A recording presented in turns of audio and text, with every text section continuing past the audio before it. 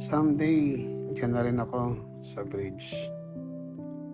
Marami ang nag-aakala na pangarap ko noon ang maging seaman. Ang totoo, hindi. Ang pangarap ko noon ay maging sundalo.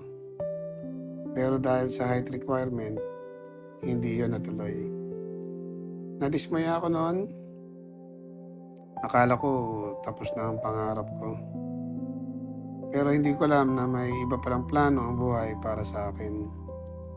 Kung may pangarap man tungkol sa pagiging OFW at pagbabarko, hindi yon nagsimula sa akin. Nagsimula yon sa tatay ko. Pangarap niya makapagtrabaho sa ibang bansa at mabigyan ng mas magandang buhay ang pamilya. Hindi man niya yon nagawa, hindi namatay ang pangarap na yon. Ako lamang ang nagpatuloy nito. Kaya sinubukan ko ang landas na nakita niya para sa akin. Mula kadete, deck boy, messman, at ordinary seaman.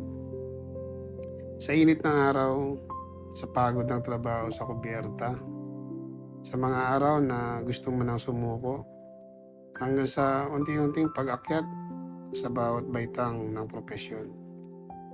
At dumating ang araw, nakarating din ako sa bridge.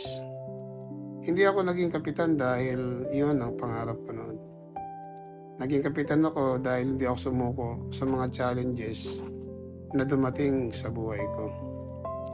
Kaya sa mga estudyante, future seafarers at mga marino na kasalukuyang nasa barko ngayon, ito ang hamon ko sa inyo. Kung ako na hindi naman ito ang unang pangarap ko ay nakarating hanggang sa bridge, paano pa kaya kayo na talagang pangarap ang pagiging seaman? Baka mas malayo pa ang marating ninyo kaysa sa akin. At ngayong Father's Day, may gusto akong sabihin sa aking tatay na nasa langit na. Tay, hindi mo man nakita ang unang pag-akit ko sa barko at pangingibang bansa na minsan mong pinangarap.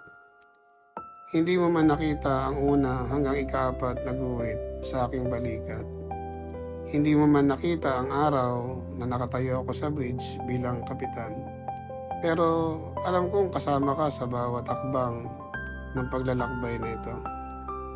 At kung meron mang naisip akong sasabihin mo sa akin ngayon, marahil ito yon. Anak, salamat. Ginawa mo na ang higit pa sa inaasahan ko. Tay, salamat sa pangarap mo noon. Nakuha na natin ngayon. Happy Father's Day po. Miss na kita.